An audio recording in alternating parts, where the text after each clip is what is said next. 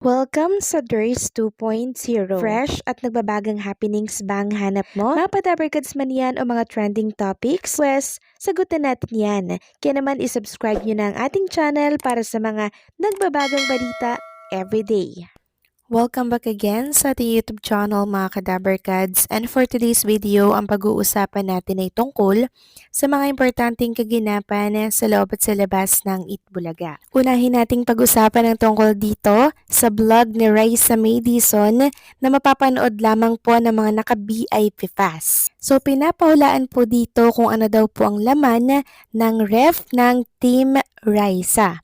Sabi nga dito, OMG, ano kayang laman ng rep ni Team Raisa? Panoorin ng buong vlog sa Itbulaga VIP Pass. So kahapon po yan mga Kadabarkads. At kung gusto nyo pong maging VIP, ipalo nyo lang po itong mga step na nasa screen po ninyo ngayon. At syempre, pinakita din po ng Itbulaga ang panggugulat sanang gagawin ni Atasha Mulak dito kay Raisa May Dizon, pero effect fail mga Kadabarkads. Nasaksihan natin dito na talaga namang sobrang magkulitan si Raisa May at si Atasha Mulak. Sobrang namiss talaga nilang isa't isa kasi ilang linggo rin pong wala si Atasha Mulak, minsan buwan pa nga po. Pero at least, 'di ba, paminsan-minsan nakikita natin si Atasha Mulak. Ibig sabihin lamang nito, parte pa rin po siya ng Itbulaga or ng TBJ Production. Samantalang next topic naman tayo, pag-usapan natin mga Kadabarkads ang tungkol naman dito kay John Jordan Avina na kung saan nakasama niya po ang mga bigating celebrity dito po sa wedding event, at kasama niya din dito si Karen Aistrap mga Kadabarkads na siyang ginanap po by January 24, 2026. Dito po yan sa Grace Harbor Pavilion sa Bulacan po yan mga Kadabarkads. So si Karen Aistrap at si John Jordan Avina po ay as a wedding singer dito po yan sa Grace Harbor Pavilion. Grabe mga Kadabarkads, mga bigatin po talaga yung mga nakasama nila. And nakakatuwa lang, kahit wala lang sa Itbulaga si John Jordan Avina, talaga naman pong napakaganda po ng samahan ang pinapakita niya sa mga Dabarkads natin. Ganon din kay Karen Aistrap. Samantalang next topic naman tayo, pag-usapan natin ang kaganapan kay Jerome Ibardome. So si Jerome po kasama po ang mga Jeromantics, nagkaroon sila ng gift giving project, at isa nga po sa pinuntahan nila mga Kadabarkads ay ang #1 avid fan ni Jerome Ibardome.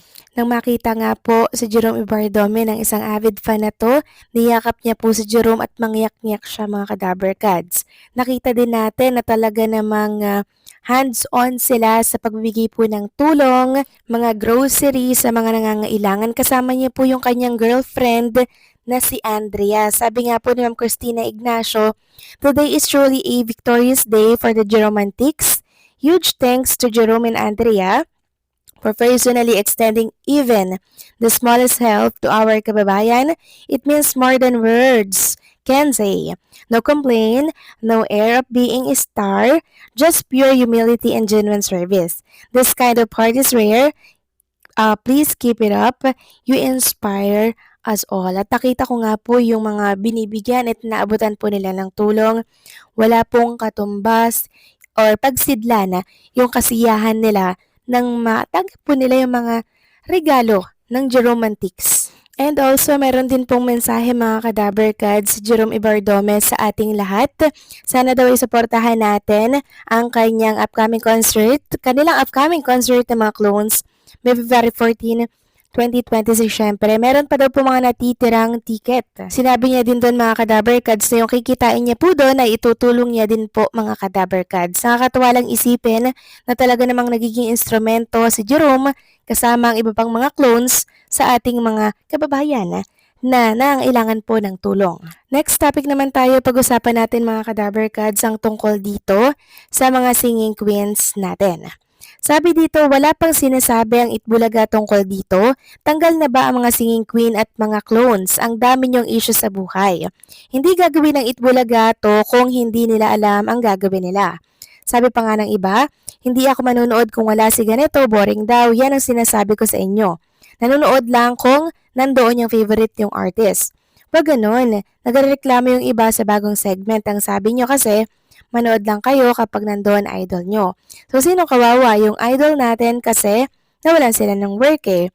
Ang pride ng ibang fans ay full support yung idol nyo pero kayo walang suporta sa ginagawa ng Itbulaga. Sabi kasi ng isang netizen, Singing Queen Sam, tila may ibig sabihin sa kanyang story. Sayan ba ito na binuwag na daw ang Singing Queens at tanging si Singing It Grand Winner Eunice lang ang kinuha ng Itbulaga. Wala ngang therapy ngayong araw at tila pinalitan ito ng bagong game segment na The Age is Right. So yan po yung mga kumakalat na issue ngayon sa mundo ng social media.